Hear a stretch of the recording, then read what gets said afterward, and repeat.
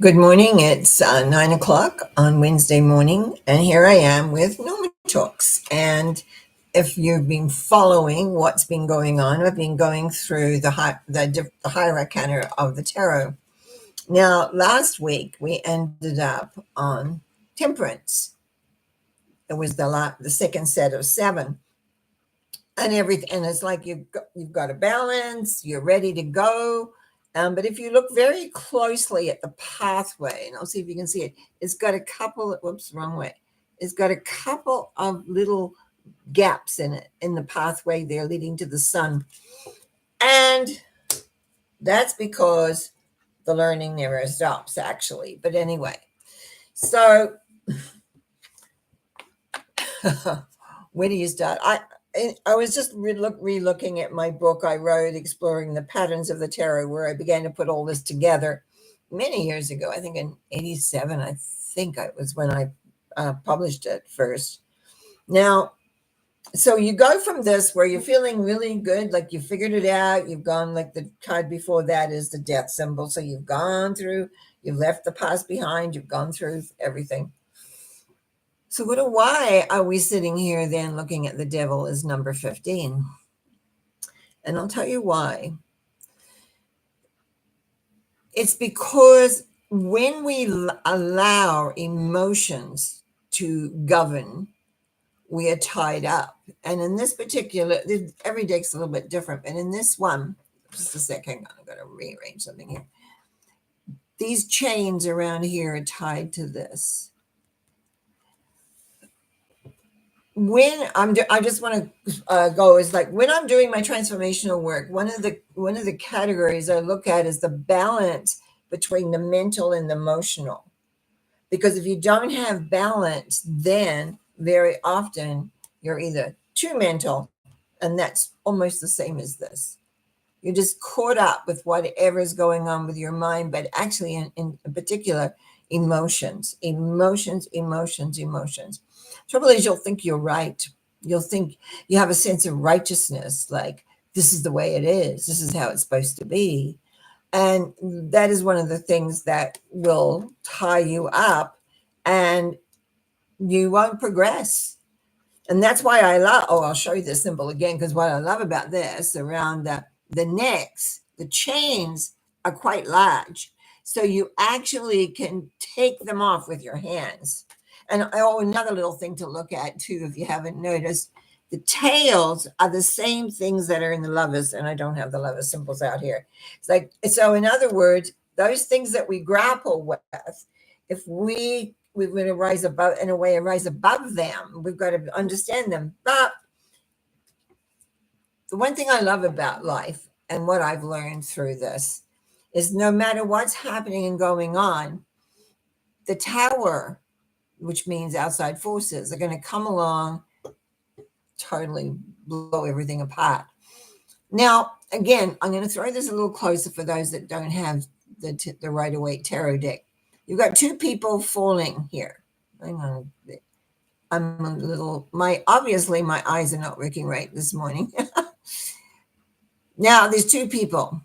If you notice, they're falling back. Well, one's falling forward, one's falling backward. That's very significant. The lightning comes out, hits the castle, and the top, the crown, comes off. And so two people fall. Now, there's a lot of interesting symbolism in here. The one with the crown that's in the blue is falling away from the castle. He's falling backwards, but he's holding on to his crown. In other words, he's not letting go. He's not trusting. The one on the right, it's on, it's on the left, actually, I guess. The red guy here, he doesn't have a crown on his head. And instead, between his, I haven't got my hands right at all, where I'm at today. Sorry about that. A little bit weird for me. In between his hands is this little yod of light. If you count all these yods of light, there's 22 all told. 12 on this side of the man, and would it be 10 on the other side? I think that's how it works. I used to know this all easily, but I don't always carry everything in my head now. I think it's 12 because acceptance. You got to accept what's going on. You let go, and then the 10, which is the law of action, kicks in. But the whole thing was when the unexpected comes in and reshambles everything, is that you've got to learn to let go and not be stuck. Like, see, the devil, if we're going to go back to 15, is that you're stuck. You're stuck because, and I said, when I talk about righteousness, this is the way, this works, this is the only thing. And so then life comes along and says, sorry, you have to look at something else, or you got to do something else, whatever. And the key is letting go with number 50, with number 16, the tower. You got to let go. And of course, that isn't the easiest thing to do, is to let go, because we want what we want. And we want it to be in the way that we think that we want it. So we have to let go and rebuild. And what do we rebuild as? Is the star. Naked lady. The significant things here, the little things. She's kneeling here, and she has one foot, her kneel is on the ground, but her foot is on the water. Now, water is emotion. And so we've got 7 stars and a large star showing the 7 chakras, because that's the old traditional, what they worked with. Now, there's a tree, a bird in the tree, but the key here is balance. And the other element that I look at a lot when I'm reading for people, see how the 2 kinds of pores, one is pouring into the emotions, and one, a smaller stream actually, is pouring onto the earth, and a little bit is going back in. This is about your energy, where you're putting your energy. Where are you putting it? And here in this card, because you're having to restore yourself from these last 2, from the devil and the tower. You're restoring yourself. You're finding your balance. You're finding groove. So you have to look after yourself, because you can't give everything away. And which we find very often a lot of people do. It's as though we must, or we have to look after, or we do, or do and do and do. And what happens is their energy levels go lower and lower and lower. And in the star, it's saying, look after yourself. Yes, rebuild your connection. And yes, you're still going to give out, but you don't give it all away. And what you do put out, some of it will come back. Remember, all these particular symbols have many levels to them, but I'm trying to explain the journey that the majority of us will go on. And just when we think everything is A-OK, you run into the final emotional symbol, the moon. Sorry, my hand's hitting something here off screen, and it's creating something which is distracting me. There we go. That's life. That's like the moon. Wow. The moon, you've got a dog and a wolf showing tamed and untamed out of the pool. Now, I'm from New Zealand, where we had crayfish, but it's like a thing comes out of the pool. It doesn't belong out of the water. It dies. But anyway, it comes out of the water, and there's a pathway between the 2 towers. Now, remember, the towers, we've got pillars at the magician. We've got pillars in the, in the death symbol up high on the hill. That's where they're working. So there is a whole element of where we're heading, and the path goes up off into the hills. It does not stop. See, our journey doesn't really stop until we've completed our lifetimes here, where we're going and where we're heading next. That's the next journey, but that's another story. So now, what does this mean? This is self-deception. When we have ourselves feeling really together, and we're solving all those issues that are going on around with us, we can often deceive ourselves that this is the right path. And we still have to watch the emotion that doesn't take over. We still have to be aware that even though we may reach a lot of understanding, that there's still some more to go. And that moreness begins with the sun. This is very similar to the death. It's another element of the death symbol, the white horse, big yet red flag of truth, but it's a child now, not a man in an iron suit. We've got here a big wall of stone that is behind them. So all this journey that they have done, they're leaving it behind. There's some sunflowers, 4 of them there throughout. And then, but look at the sun. Look how big the sun is. They've come into the brightness of all there is. And actually, if you're looking at some mythology in the flowers, I nearly forgot to mention that. You've got 3 on one side, which is the Empress, which represents love. And you've got 1 over here, hidden a little bit, which is 1, which is the magician, that everything is possible. When we are working with life, many times life comes in and it batters us. The tower, the devil, just a lot of things hit at us. And what we need to do in our growing process is to be able to become like this child, is to understand the power that is here. I call it the love force. A lot of people call it other names, God, Allah, and all sorts of other names as well, wherever, Christ, Jesus, whatever it means to you. And it's like becoming an understanding of that we are at times like a child as we develop and as we grow and we come in. And so we've come through these trials. And that's why this last stage I call the realization stage, because it's like now we're coming out of all that tasking of trying to figure everything out. Is what I hear correct? Does it fit? Does it work? And oh my goodness, now what am I supposed to do with all this? And so we come to that sun where it's like the past is definitely behind us. Like the past and the death symbol, number 13, yes, but it's you still got a long way to go to where you're heading. Now it's like you're almost there or are there. And then we have number 20, which,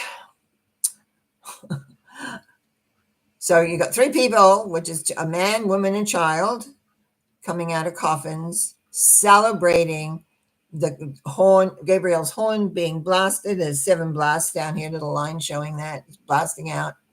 And they're coming out of their coffins. They're rising. This is acceptance of a higher power, not just a mental thought of it, but a total acceptance. To me, it is an acceptance symbol. If we were looking at the patterns of acceptance, this definitely is one of them.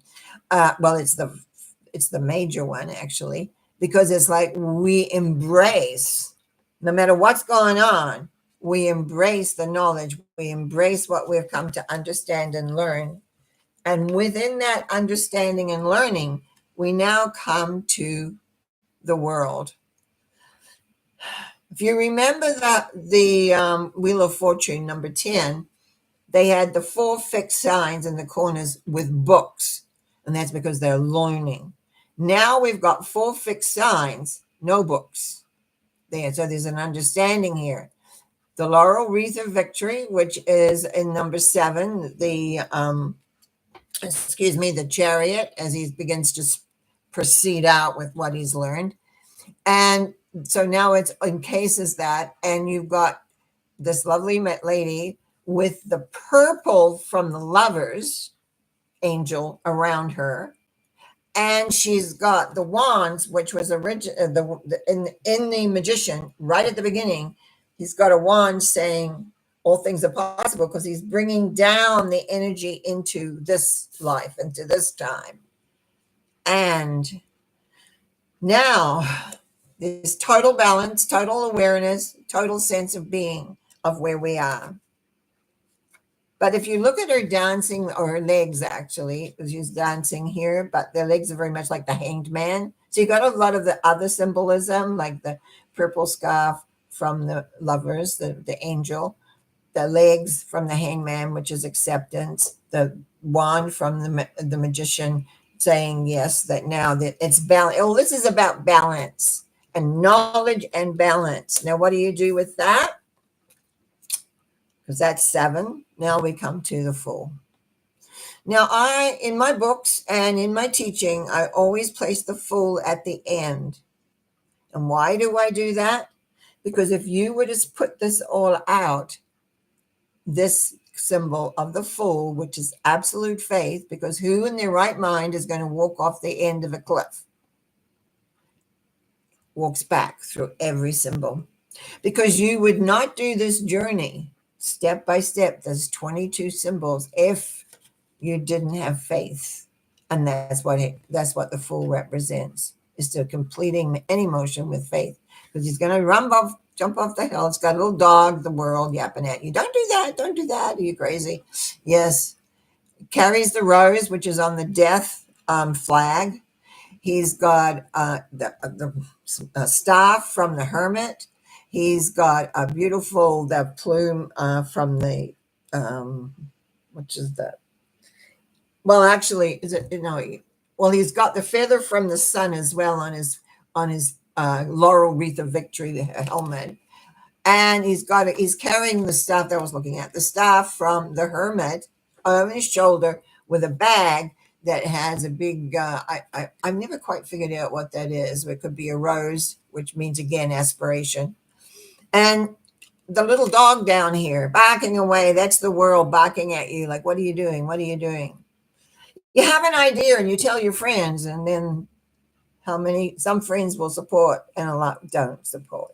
So again, you've got to have that faith and that knowledge to step out. Now, when I had classes, and what we would do after we'd gone through all the symbology is that I would make the Higher Arcana in a big circle, and then I have them start at the magician and walk so that the symbol was between their legs as they walked around, taking in what each symbol said. By then, of course, they've had all the talk part, so they understand that. But and then they come to the Fool, which is completion, but they realize then, because the next symbol would be the magician again. And that's why in life, very often, it feels like you're back at the same place, but you're not. Because what you've done is you've learned and grew and come to understand, and you're stepping into a different vibrational level. That's why when those of us that are committed to growing, to understanding, and we may go 3 steps forward and 2 back, but it's that growth forward. And even when you think you have it all figured out, because of this, it's like life sometimes batters at you, is that you go back and you're still back working on the pattern. Are you back at the magician? All things are possible. Dealing with that, making choices, understanding. And one of the things that I haven't really addressed too much through this particular 3 weeks is that many of the symbols repeat in an essence, but different. The High Priestess, which is number 2, talks about choice. You have a choice. Which way do you want to go? Do you want to choose the path of growth or path of emotionality? And that is kind of repeated a few times. When you're at the Hierophant, even, so from 2 to 5, and you're listening to the teacher, you cannot, I don't want to say you cannot do this journey of spiritual understanding by yourself, but a teacher helps. As long as it's teaching, I guess, what you want to know. But it's like they help guide you to correct incorrect thinking, or mostly I find with my students is that to recognize what's emotional reaction, because emotional reaction doesn't get you to where you want to go. Usually creates more obstacles. But so what you're really working at is to create this balance that the world has. But to create that, you're going to have to dig deep at times, because in this last set of 7, we'll take the Fool away from that for a minute, you've got 3 symbols that are not the easiest to work with. The Devil, the Tower, the Moon. In the middle of that is the star. But once you get past that moon, and I'll tell you, the moon is like the moon. It's like what we call reflected light. So it does not make things easy, because it clouds the judgment, it clouds the awareness. And actually, as I look at it again very closely, what it's showing here in the two pillars, and I'm going to put this close so you can see, and if I remember rightly, that's the 18 yards of light there. 18 takes us back to, what does it take us back to? Sorry, I'm having a moment.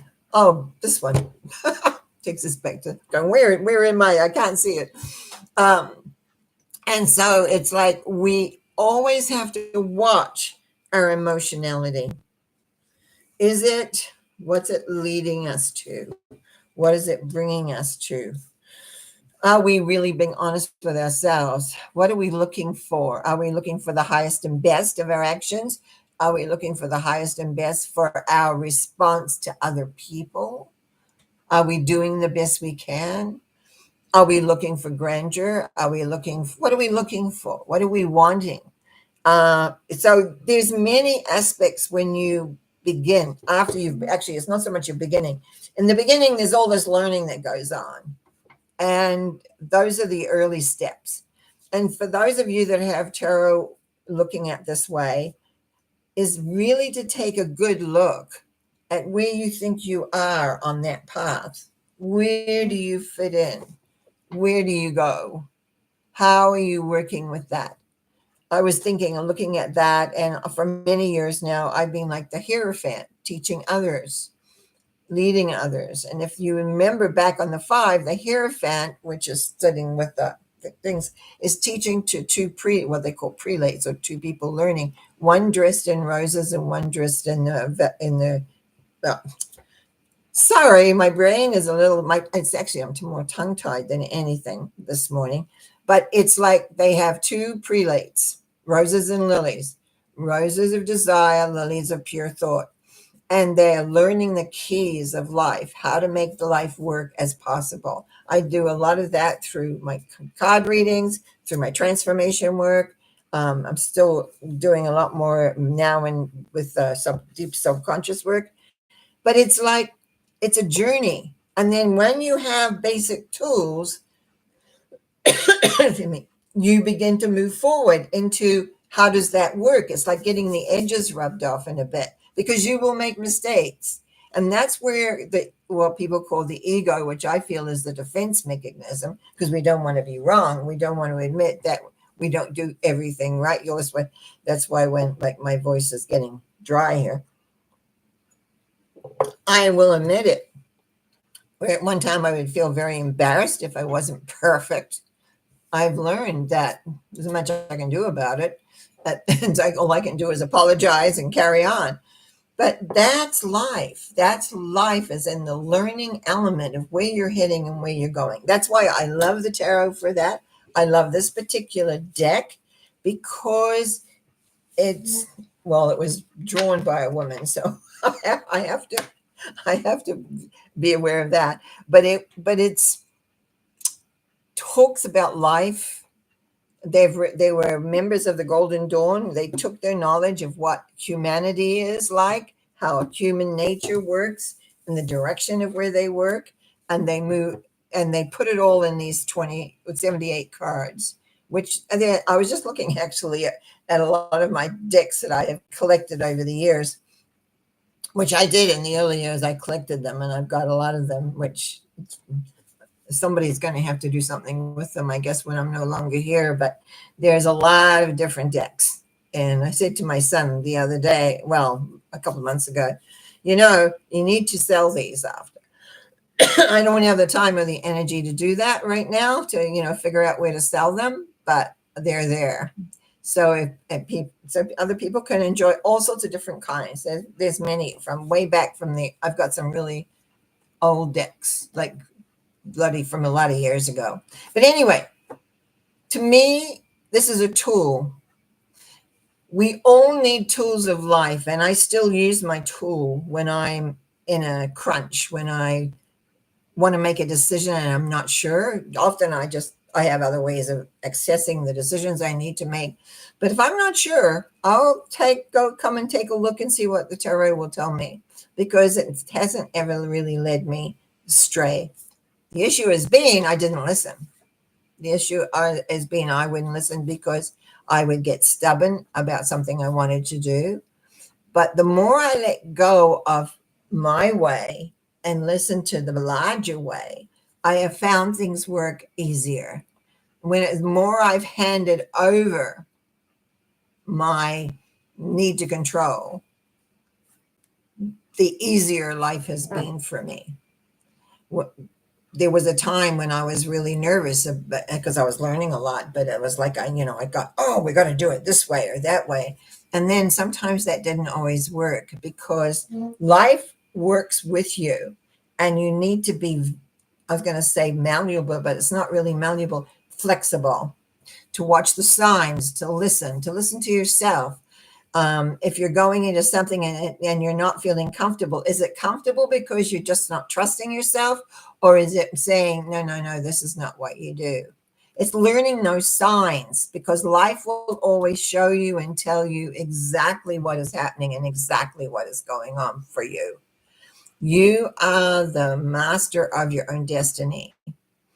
Hard to believe sometimes, but that's the absolute truth. So where you're going to go and what you're going to do really comes down to, what do you want? And how do you feel? What's your philosophy of life? This is all about philosophy. Do you believe that there's a power? Do you believe that that power supports you and loves you beyond measure? Do you believe that you can achieve your goals? Or do you only see obstacles? If you only see obstacles, I certainly wouldn't have created all the wonderful things that I've done in my life. It's a little different. I'm not, anyway. I do believe in miracles because they've happened to me. I find that if we believe, totally believe, but very often we think we believe, but we don't believe, because we're always looking for that little rocky road or whatever. Or when we go out and we start something new, and we don't know all the ins and outs of it yet because it's new, then very often we get rocky, and we just have to support ourselves, move through, go in the direction of where you're wanting, and allow yourself to move forward. So I know I've had many comments on these tarot, these 3 classes on the tarot, Higher Arcana. And other times I've spoken on the suit. I think I've done that not too long ago. And so each one of those has a significance. And if you're interested, I do have books and other things that are through my website, which is normacowie.com. Only one I have, I've got 2 books still in hardcover. The rest are all PDFs now. And so, yeah, take a look, see what you think. And because I'm pretty easy, I don't talk in big words because I have trouble pronouncing them. So I don't write in big words because I can't pronounce. I have something with my tongue. I don't know what it is, but I've never been able to pronounce more than 3-syllable words. So that meant I had to talk in simple language, which means people understood what I was saying. I like to think that's still happening. So I want you to go and have a great day. I want you to enjoy. I want you, if you look at the other ones I've put on you, if you haven't seen the other symbologies, you can always look back through the YouTube site, and I should say channel. It's a channel there, and then go forward from there. But yeah, it's I just love them. I can only say that. I just love these cards because they have been with me every step of the way in my life. And many times I didn't listen and regretted it. I thought I knew better, but I didn't. And so we'll be back on Sunday with a Sunday thought, and then Monday with mental mind treatments, just sort of doing other things that I like doing. But mostly I'll see you next week if you're watching these on Wednesdays. with my next Norma Talks. Thank you. And you have a good week, a good day, a good hour. Blessings.